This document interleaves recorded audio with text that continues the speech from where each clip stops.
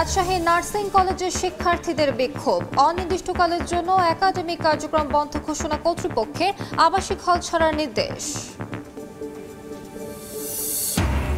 যমুনার ভাঙন ঠেকাতে এগিয়ে এলেন গ্রামবাসী। বগুড়ার স্বেচ্ছাশ্রম ও নিজেদের অর্থায়নে নদী তীরে পাকা সড়ক নির্মাণ কাজ শেষ করতে সহযোগিতার আশ্বাস প্রশাসনের। এবং থোকায় থোকায় ঝুলছে আম, চলতি সপ্তাহে রাজশাহী অঞ্চলে বাণিজ্যিকভাবে সংগ্রহ শুরু, খুশি বাগানীরা। এবার 12,000 কোটি টাকার ব্যবসার আশা কৃষি বিভাগের।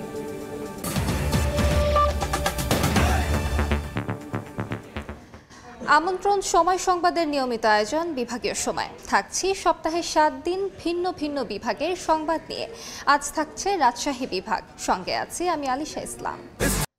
দুই গ্রুপের সংঘর্ষের জেরে রাজশাহী নার্সিং কলেজ বন্ধ ঘোষণা করেছে কর্তৃপক্ষ।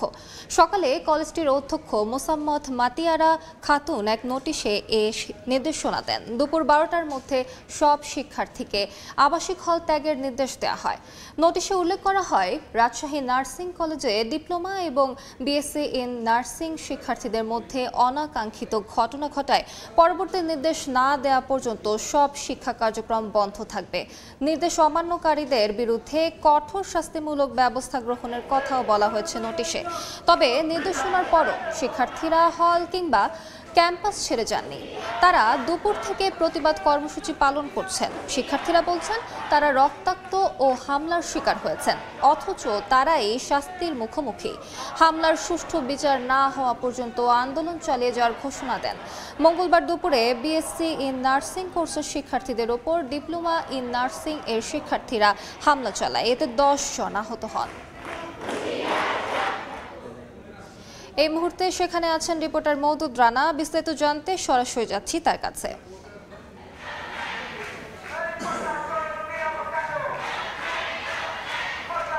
রাজশাহী নার্সিং কলেজের বিএসসি ইন নার্সিং এর শিক্ষার্থীরা তাদের উপরে হামলার যে বিচার দাবিতে তারা বিক্ষোভ করছেন এবং তারা বুধবার সকাল থেকেই ক্যাম্পাসে বিভিন্ন ধরনের প্রতিবাদ তারা করছেন। আমরা যেটি দেখেছি, সকালে তারা এই ক্যাম্পাস প্রাঙ্গণের বিক্ষোভ মিছিল করেন এবং বিক্ষোভ মিছিলের পর তারা অবস্থান কর্মসূচি এই মুহূর্তে পালন করছেন।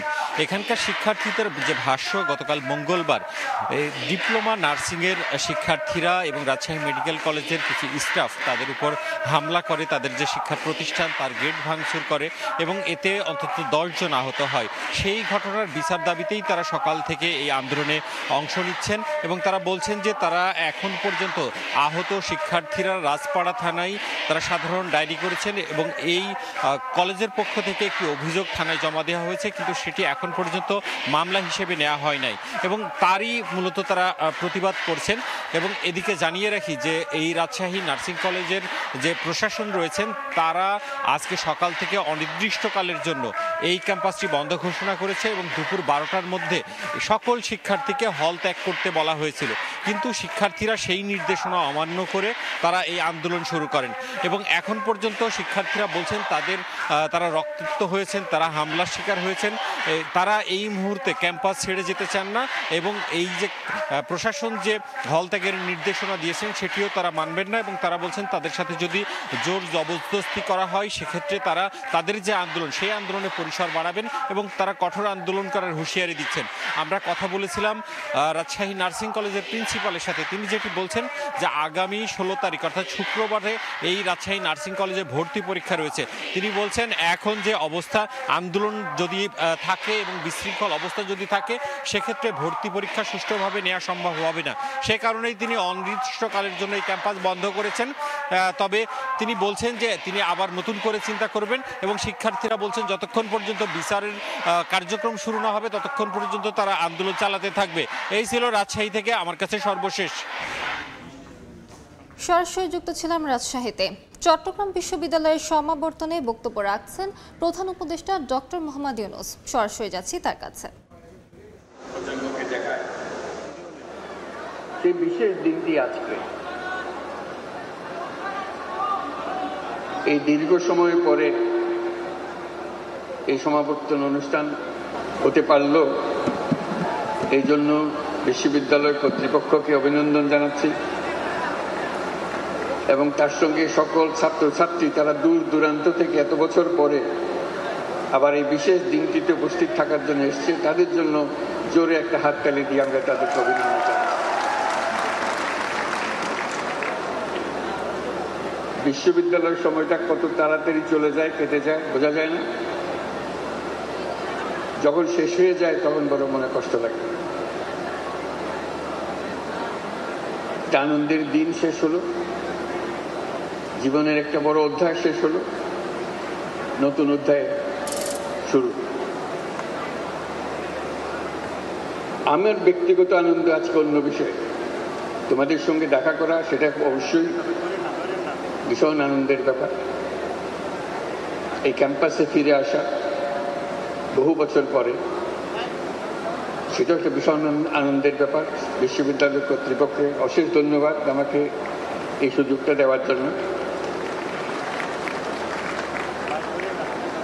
এবং এই নতুন সনদপ্রাপ্ত যারা, তাদেরকে ডিপ্লোমা প্রাপ্ত যারা, তাদেরকে অভিনন্দন জানানো, এটাও একটা বিরাট সুযোগের ব্যাপার আমার জন্য। যেটা যে আমি এই বিশ্ববিদ্যালয়ে এসেছিলাম 72 সালে, তখন বিশ্ববিদ্যালয়ের সবের যাত্রা শুরু।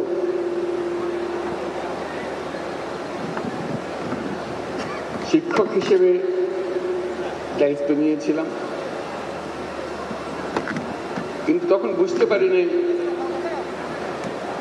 কি পরিবর্তন হতে যাচ্ছে আমার ভেতরে।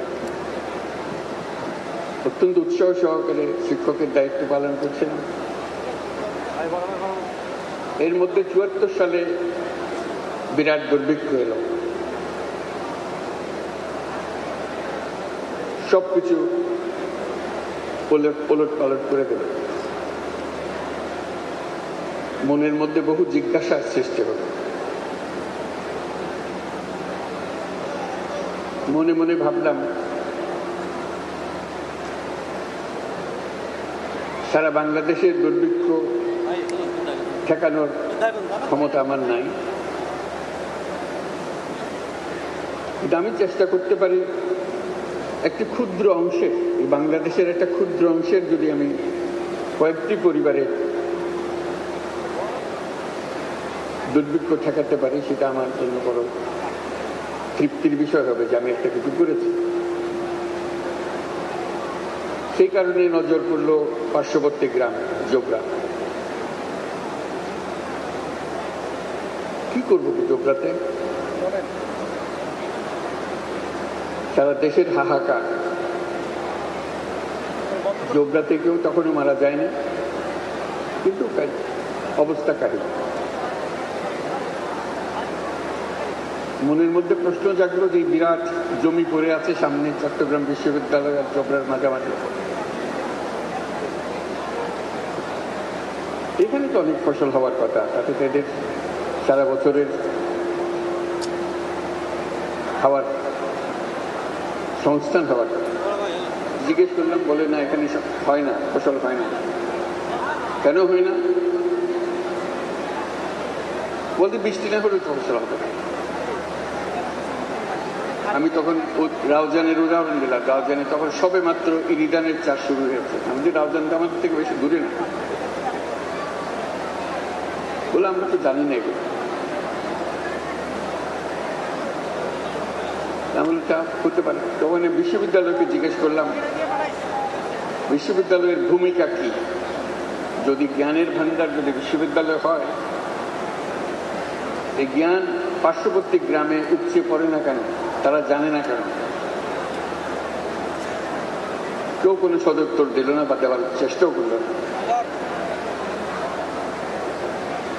তখন আমি চেষ্টা করলাম যে এদেরকে চাষের দিকে আগ্রহী করা যায় কিনা। তখন বললো যে পানি তো নেই। রাউজানে পানি আছে, এখানে তো পানি নেই। ডিপ টিউবওয়েল তখন সবই এসছে দেশে। ওদের ডিপ টিউবওয়েল আছে, আমাদের ডিপ টিউবওয়েল নেই। বহু চেষ্টা তদবির করে একটা ডিপ টিউবওয়েল বসালাম। কি হবে? এখানে শীতকালে চাষ হবে। অবিশ্বাস্য একটা কাণ্ড, শীতকালে চাষ। এটা মানুষের ধারণার ভেতরে নেই। শীতকালে কি করে চাষ হয়? লোকের ব্যাখ্যা ছিল শীতকালে যদি চাষ করার বিষয় থাকতো তা আল্লাহ তাহলে শীতকালে বৃষ্টি দিতেন। আল্লাহ শীতকালে বৃষ্টি দেয় নাই, যেহেতু শীতকালে ফসল করার কথা না। আপনি জোর করে আল্লাহর হুকুম উল্টিয়ে দিয়ে না। তা আমি বলতে থাকলাম, ডিপ টিউবওয়েলের ব্যবস্থা করা হলো, ফসল হলো। পরবর্তী বছর যখন আবার চেষ্টা করলে বলে যে না, গত বছরের যে ফসল হয়েছে সেরকম তিতা ধান পেয়েছি আমরা। তিতা কেন? বলতে এত মারামারি করছি এই ফসল নিয়ে, এই বলে আমার এত দিতে হবে, এই বলে আমার দিতে হবে, আমরা নিজের ভাগ নিজে পাইনি, পানির ভাগ। একজন বলল যে এবার আর চাষ হবে না, ডিপ টিউবওয়েলের চাষ হবে না। পাশে একটা 12 মাস ছড়া আছে, ছড়াতে পানি আছে, আমরা ছড়ার পানি দিয়ে গেলাম। আমি কৌতূহলী হয়ে ছড়ার দিকে গেলাম, দেখলাম যে হ্যাঁ পানি আছে। তাহলে এই ছড়া তো এখানে আছে, আল্লাহর পানি তো এখানেই ছিল, একদিন চাষ করেন না এখানে? বলছি কেউ কোনোদিন করে নাই, আমরাও করি নাই। তো সেবার বাঁধ দেওয়া হলো, আমরা সবাই মিলে বাঁধ দিলাম। বাঁধে যে পানি আসলো তাদের ডিপ টিউবওয়েলের পানির চেয়ে অনেক বেশি পানি।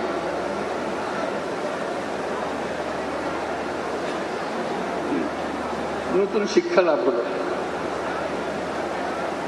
যে গরজ না থাকলে, ইচ্ছা না থাকলে সব কিছু থাকা সত্ত্বেও অভাব থেকে যায়। পানি আছে, জমি আছে, চাষ করা যায়, কিন্তু কেউ করে নাই কোনোদিন, আমরা কেন করবো? একটা শিক্ষা লাভ হলো। এর ফলে জন্ম লাভ করলো তেবাগা খামার, সেটা দিয়ে আমাদের যাত্রা শুরু। তেবাগা খামার চাষ করতে গিয়ে যে সমস্যা হলো, ইরিধান চাষ করতে হলে লাইন ধরে রোপা লাগাতে হয়, আর এমনি ধান লাগাইতে হয়, ছড়িয়ে দিলে, বীজ ছড়িয়ে দিলেই ফসল হয়ে যায়। এখানে কষ্ট করতে হয়। তা বলে তো কষ্ট করবেন, খাবার যখন খাবেন কষ্ট করবেন না? বলে না, বেশি কষ্ট। অদ্ভুত একটা মানসিকতা। তখন আমি ছাত্রদের নিয়ে বসলাম যে তোমরা সাহায্য করো, আমরা সবাই মিলে মাঠে নামি, আমরাই রোপা লাগানোর জন্য সুতা ধরবো এবং চারা লাগিয়ে দেবো। যারা সে আমলের ছাত্রছাত্রী আছে তাদের মনে আছে, দলে দলে তারা মাঠে নামলো, লাইন করে চারা লাগালো। সেই অভিজ্ঞতা তারা সারা জীবন মনে রাখলো যে আমরা জোবরাতে ইরিধানের চাষ শুরু করে দিয়ে এসছি। তার থেকে আস্তে আস্তে নজর পড়লো জোবরার অন্যান্য জায়গায়, সবজাপাড়া, ধনপাড়া, বড়ুয়াপাড়া, তাদের অবস্থা দেখার জন্য। আজকে এই কথা বলছি এই জন্য, আমি এসেছিলাম এখানে শিক্ষক হিসেবে। ক্রমে যতই দিন গেল দেখলাম আমি ছাত্র হয়ে গেছি। আমি আর শিক্ষকতার ভূমিকায় নাই, আমি শিখছি, ক্রমাগত শিখছি। এবং ক্রমে ক্রমে চোপড়া, সজ্জাপাড়া, দেওয়াননগর, এদের যে মহিলারা আছে তারাই আমার শিক্ষক হলো। তাদের কাছ থেকে অনেক কিছু শিখলাম। আমার ছাত্রছাত্রীরা তারা আমার সঙ্গে ছিল, আজকে অনেকে উপস্থিত আছে, যারা মহিলাদের কাছে আমাকে নিয়ে গেল, তাদের কাছে তাদের পাঠদান নেওয়ার জন্য তাদের কাছ থেকে অবাক হয়ে গেল। যা ক্লাসরুমে পড়ায় তার সঙ্গে কিছুর মিল নাই।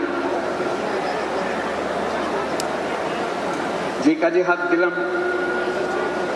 সেটা ক্রমে মহিলাদের খুব পছন্দের জিনিস হলো। তাদের হাতে টাকা দিলাম, ঋণ দিলাম, 5 টাকা, 10 টাকা, 20 টাকা।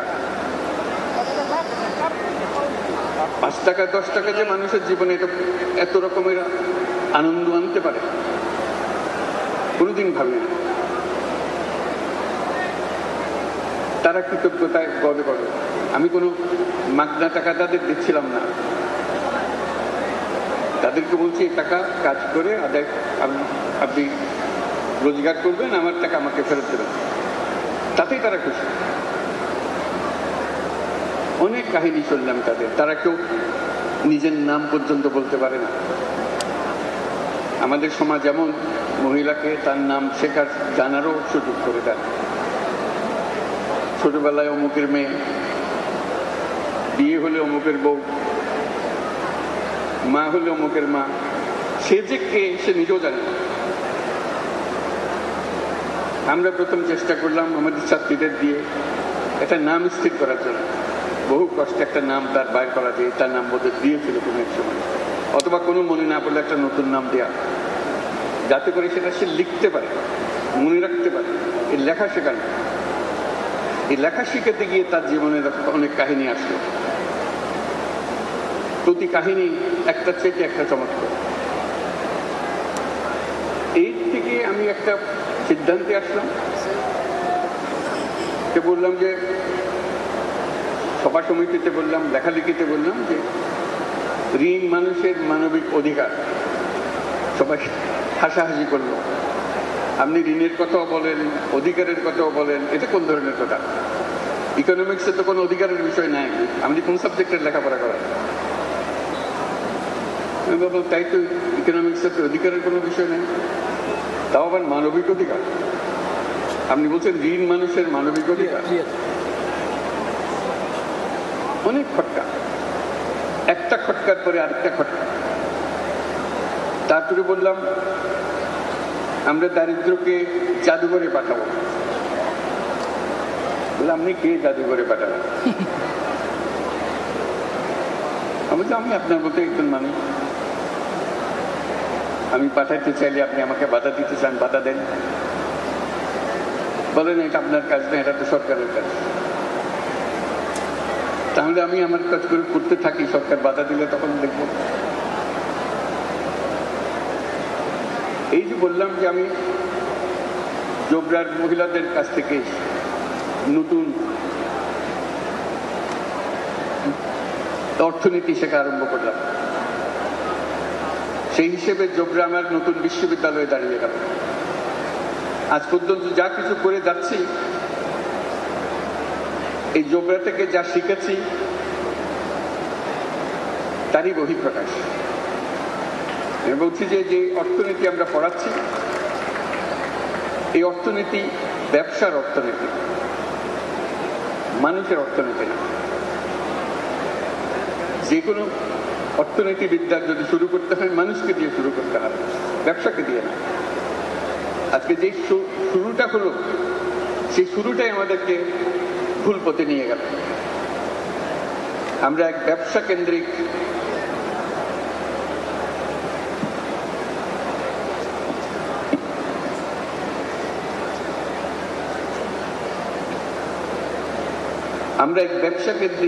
সভ্যতা গড়ে তুললাম।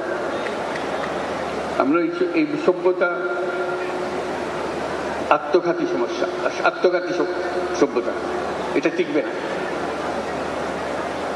ওই যে নতুন বিশ্ববিদ্যালয়ে আমি পড়াশোনা শুরু করলাম, সে নতুন বিশ্ববিদ্যালয়ে আমাকে বলল যে এই বিদ্যা পৃথিবী ধ্বংসপ্রাপ্ত হবে, এর থেকে রেহাই পাওয়ার কোনো উপায় নাই। তখন আরো বড় আকারের জিনিসের মধ্যে ঢুকলাম, বললাম যে আমাদেরকে নতুন সভ্যতা করতে হবে। আমি ভাবলাম যে এটা বললে তো আমার সহকর্মী যারা আছেন, যারা অর্থনীতি পাঠদান করেন, লেখালেখি করেন, তারা আমাকে তো অনেক আগেই এমনি ত্যায্য করেছে, একেবারেই শেষ করে দেবো, যেটা এর সঙ্গে আর বেশি কথা বলার দরকার নাই। কিন্তু ওই নতুন শিক্ষাপ্রাপ্ত যে ছাত্র, আমার মাথায় সেটা রয়ে গেল যে আমাদেরকে আবার নতুন সূত্রে যাত্রা শুরু করতে হবে। যে অর্থনীতির ভিত্তি হবে মানুষ, যে অর্থনীতির ভিত্তি হবে তার ভবিষ্যৎ পরিকল্পনা, ভবিষ্যৎ চিন্তাধারা, কিভাবে সে নিজেকে আবিষ্কার করবে, আবিষ্কার করার প্রবণতা, এবং তাকে যে দিকে তাকে ছুটিয়ে দেওয়া হয়েছে সেই দিকে ছোটানোর থেকে বের করে আনা। এগুলো বলছি এই জন্য সমস্ত কিছু বীজ বপন হয়েছে এই বিশ্ববিদ্যালয়ে, পাশে নতুন বিশ্ববিদ্যালয়। সেই জন্য আমি জোবরার কাছে কৃতজ্ঞ, এই বিশ্ববিদ্যালয়ের কাছে কৃতজ্ঞ, যেহেতু বিশ্ববিদ্যালয় আমাকে জায়গা দিয়েছিল এখানে আসার জন্য। এরপরে যে কোনোদিন একটা নোবেল পুরস্কার পাওয়া যাবে এটা কোনোদিন মনে আসেনি, তবে লোকে বলা বলি করেছে মাঝে মাঝে। চট্টগ্রাম বিশ্ববিদ্যালয় যখন নিজের পরিচয় দেয়, হয়তো বলে যে আমাদের বিশ্ববিদ্যালয় থেকে আমরা নোবেল পুরস্কার পেয়েছি, গৌরব করে। ভ্যান্ডারবিল্ট বিশ্ববিদ্যালয়ে তারা গৌরব বোধ করে যে আমি তাদের বিশ্ববিদ্যালয়ের ছাত্র ছিলাম। আমি তাদেরকে বলি যে চট্টগ্রাম বিশ্ববিদ্যালয়ে গৌরব করার কারণ বড় দুইটা, তোমাদের একটা, তাদেরটা দুইটা। দুইটা এই জন্য, এই পুরো কর্মসূচি যার জন্য নোবেল পুরস্কার, তার সমস্ত গোড়াপত্তন হয়েছে বিশ্ববিদ্যালয়, এই বিশ্ববিদ্যালয়ের সাহায্য। সরাসরি যুক্ত ছিলাম চট্টগ্রাম বিশ্ববিদ্যালয়ে। বিভাগীয় সময় আরও থাকছে। বগুড়ায় জুটের সুতা দিয়ে কম্বল, চাদর, শাল সহ বিভিন্ন পোশাক তৈরি, হাজারো মানুষের কর্মসংস্থান, হাজার কোটি টাকার বেশি বাণিজ্যের আশা। বরেন্দ্র জাদুঘর পরিদর্শন করেছেন বাংলাদেশে নিযুক্ত ইরানি রাষ্ট্রদূত মানসুর জাভুসি। দুপুরে নগরের হেতেমখা এলাকায় প্রাচীন এই জাদুঘরে আসেন তিনি। এ সময় রাষ্ট্রদূত বলেন, জাদুঘরটিতে 17,000-এর বেশি ঐতিহাসিক নিদর্শন রয়েছে, যার সঙ্গে ফার্সি ভাষাও জড়িয়ে আছে। আর তাতে এটাই প্রমাণ করে ফার্সির সঙ্গে এই দেশের সম্পর্ক কতখানি গভীর। গবেষণার ক্ষেত্রে সবসময় ইরানের সহযোগিতার হাত অব্যাহত থাকবে বলে ঘোষণা দেন তিনি।